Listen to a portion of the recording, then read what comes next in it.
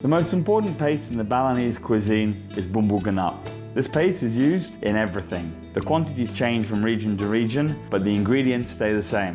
Shrimp paste, lemongrass, wewangan, Balinese spice mix, coriander powder, clove, turmeric, kenchor, ginger, galangal, green chili, candlenut, shallots, and garlic.